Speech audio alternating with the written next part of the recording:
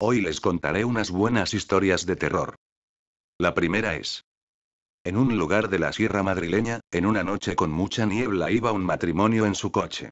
Regresaban de pasar un fin de semana en el campo y se dirigían a su casa por una carretera, poco transitada.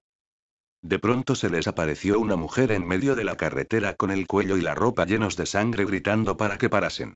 La familia paró y el marido se bajó del coche. Entonces habló con la mujer que, muy alterada y llorando, le dijo que había tenido un accidente y que se había caído con el coche por un pequeño barranco. La mujer le rogó que la ayudara, que tenía un bebé y se había quedado atrapado entre los hierros del coche, que por favor bajara y lo sacara de allí. El hombre, como buenamente pudo, se puso a bajar por el barranco. Al rato subió muy nervioso con el bebé en brazos, que afortunadamente solo tenía heridas leves, y le preguntó a su esposa dónde estaba la mujer. Esta le respondió que se había sentado en una piedra grande que había allí junto a la carretera, pero cuando miraron ya no estaba. Entonces el hombre se metió rápidamente en el coche con el bebé y le dijo a su mujer que hiciera lo mismo. Arrancó el coche y se fueron. Su mujer, muy enfadada, le preguntó que por qué se iba con el bebé, que por qué no habían buscado a la mujer. El marido le dijo que se tranquilizara y que cuando llegaran a su casa le contaría. Cuando llegaron, la mujer le pidió explicaciones a su marido. Este le contestó que cuando bajó y cogió al bebé vio a la mujer muerta en el coche, con la cabeza prácticamente cortada debido al accidente. El espíritu de la mujer era el que le había pedido ayuda para que salvaran a su hijo. La segunda es: en 1933 enterraron a un bella joven de solo 20 años llamada Carmen en un cementerio de Ávila, España. La joven, según decían, había muerto en extrañas circunstancias.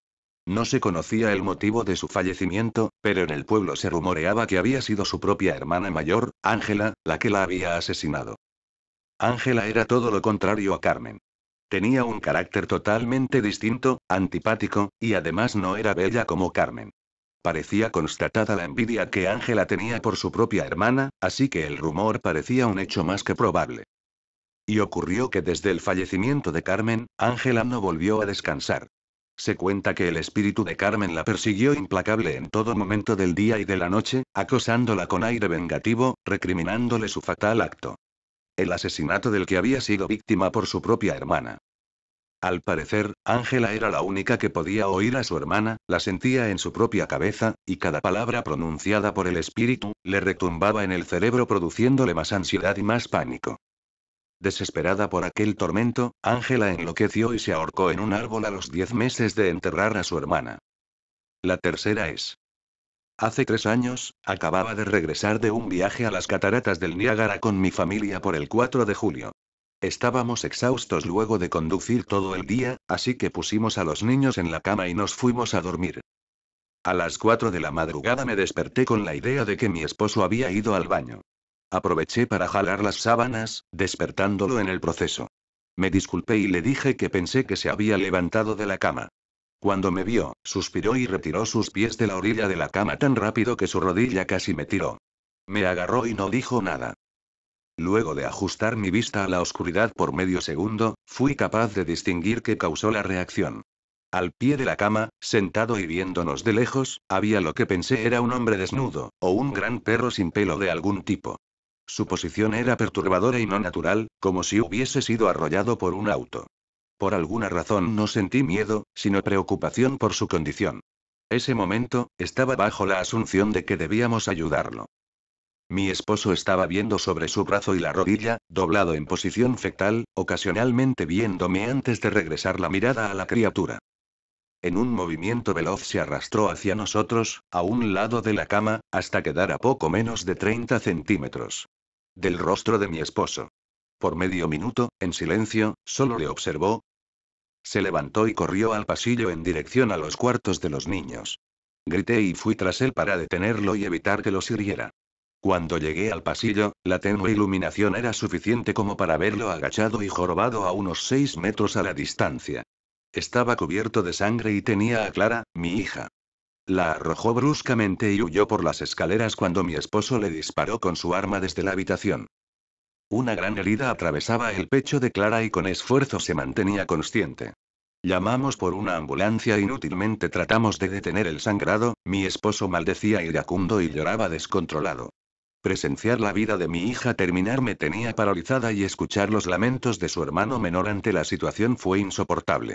Sin darme mucha oportunidad de reaccionar, mi esposo tomó a Clara y la llevó a la camioneta, desesperado por la ausencia de ayuda la encaminó él mismo al hospital. Estoy segura de haberla escuchado decir él es el rastrillo en una débil y esforzada voz previo a que dejara la habitación. Impactaron violentamente contra un camión de carga que frecuentaba la ruta de nuestro pueblo, murieron casi instantáneamente. En pocos días la noticia se movilizó entre los medios. La policía ayudó un poco al principio, y el diario local tomó mucho interés en ello. Pero nada jamás fue publicado, y la nota en las noticias locales nunca tuvo seguimiento.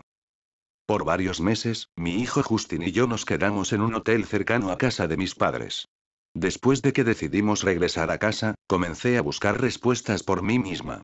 Eventualmente encontré a un hombre en otra ciudad vecina que tuvo una historia similar. Entramos en contacto y comenzamos a hablar de lo ocurrido. Conocía a otras 2 personas que habían visto a la criatura que ahora llamaremos el rastrillo, en Nueva York. Nos tomó a los 4 casi 2 años de buscar en internet y escribir cartas para obtener una pequeña colección de lo que creíamos que eran registros del rastrillo. Ninguno dio detalles, historia o seguimiento. Una jornada involucraba a la criatura en sus primeras 3 páginas, y nunca mencionada de nuevo. El diario de un marinero no explicaba nada del encuentro, diciendo que el rastrillo le ordenó largarse del puerto en el que recientemente había desembarcado. Fue la última entrada del diario. Eran varias las instancias en que la visita de la criatura era una en una serie de visitas a la misma persona. Muchos daban registro de que el rastrillo les habló, mi hija incluida en esos testigos. Esto nos llevó a preguntarnos si el rastrillo nos había visitado anteriormente antes del último encuentro. Puse una grabadora digital cerca a mi cama y la dejé corriendo por toda la noche, cada noche, por 2 semanas. Oía con interés los sonidos cada día que me despertaba. Para terminar con la segunda semana, estaba acostumbrada al sonido usual del sueño mientras oía el audio a 8 veces la velocidad normal, por cerca de 1 hora diaria. Casi a finales del primer mes oí algo diferente. Una voz aguda, estridente. Era el rastrillo. No pude escucharlo lo suficiente como para transcribirlo. No había dejado que nadie lo oyera. Todo lo que sé, es que lo oí antes, y ahora sé que habló cuando estaba sentado frente a mi esposo. No recuerdo haberlo oído en ese momento, pero, por alguna razón, la voz en la grabadora inmediatamente me lleva de vuelta a ese momento. Los pensamientos que debieron pasar por la mente de mi hija me hicieron enojar. No he visto al rastrillo desde que arruinó mi vida, pero sé que ha estado en mi habitación mientras dormía. Sé y temo que un día despertaré para verlo de pie, con su mirada vacía puesta sobre mí. La cuarta es la foto. Hace un par de meses, el primo de mi amigo, una madre soltera, consiguió un nuevo teléfono celular. Después de un largo día de trabajo, puso su teléfono en el mostrador y comenzó a ver la televisión. Su hijo se acercó a ella y le preguntó si podía jugar con su nuevo teléfono. Ella le dijo que sí, pero que no llamara a nadie y que no se metiera en sus mensajes de texto. Alrededor de las 23:20, cuando ella ya estaba cansada, decidió meter a su hijo a la cama para luego ir ella a la cama. Fue al cuarto de su hijo para ver que él no estaba ahí, sino que estaba en el cuarto de su madre durmiendo en su cama, con su teléfono en la mano. La madre se acostó al lado del hijo y tomó su teléfono, navegando en su celular se dio cuenta de cambios menores, como un nuevo fondo de pantalla, un nuevo tema, etc. Y se dirigió a la sección de fotos. Ella comenzó a borrar las fotos que había tomado su hijo, pero cuando se encontró la última foto, cuando ella la vio, no lo podía creer. Era su hijo, durmiendo en su cama, pero era como si la foto fue tomada por alguien más por encima de él.